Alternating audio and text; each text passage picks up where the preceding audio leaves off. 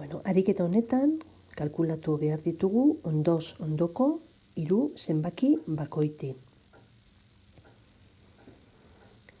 Kontuan eduki behar duzuna da, zenbaki bakoitiak ondoz ondokoak izan arren, beraien artean ez da bateko aldea egongo. Adibidez, 5, 7 eta 9 ondoz ondoko 3 zenbaki bakoiti dira, baina beraien artean saltoa bikoa da.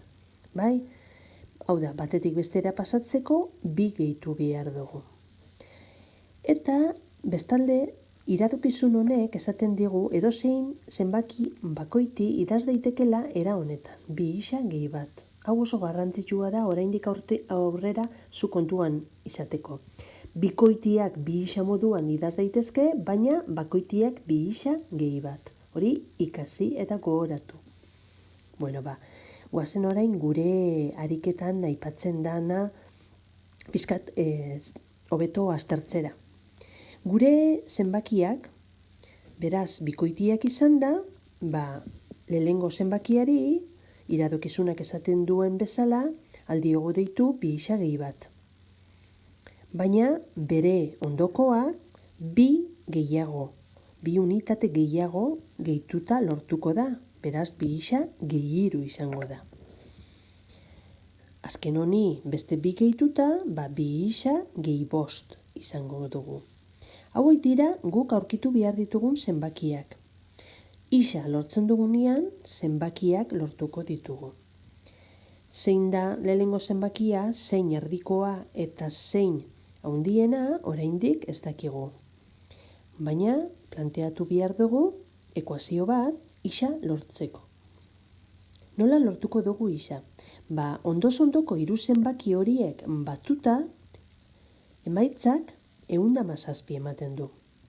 Goazen idazten orduan, zenbaki horiek batzen, beraien arteko batura, izango da 2 isa gehi bat, gehi 2 isa gehi 3, gehi 2 isa gehi 5.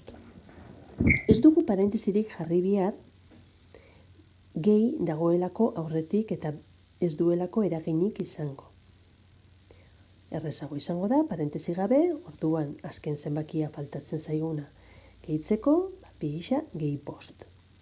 Eta batura honek esaten dute 17 ematen duela. Bigarren atalean 17 ipini behar dugu. Lehen mailako ekuazioa denez, orain, ezkerreko atalean, gaiantzekoen artean eragiketak eginda, 6 isa lortzen da, eta 1 gehi 3 gehi 5 lortzen dugu gehi 9.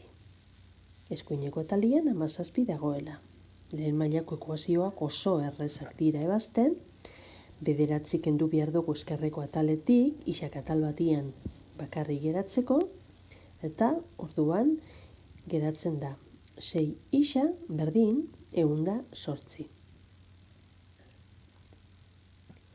Hurrengo pausoa izango da, isa bakantzea, 6rekin zatituta talbiak eta isak ematen du. Orduan, 18. Hau ez da soluzioa, honekin ez da bukatu ariketa. Gogoratu gure ezezagunak izan direla 3 zenbaki horiek, 3 zenbaki bakoiti ondoz ondokoak. Baina, lehenengo zenbakia 2 isa gehi bat moduan adierazi dugunez, lehenengo zenbakia izango da 2 bider 18 gehi bat, eta emaitzak ematen du 37. Hurrengo zenbakia, izango da bere ondokoa, hurrengo bakoitia, 2 gehituta 39. Bestela ordezkatu isaren partez, bigarren adierazpen honetan, baina errezago da 2 gehitzea, eta gure 3 zenbakiak aurkitu ditugu, eta dira 37, 39, eta 41. 37, 39 eta 41. Agur!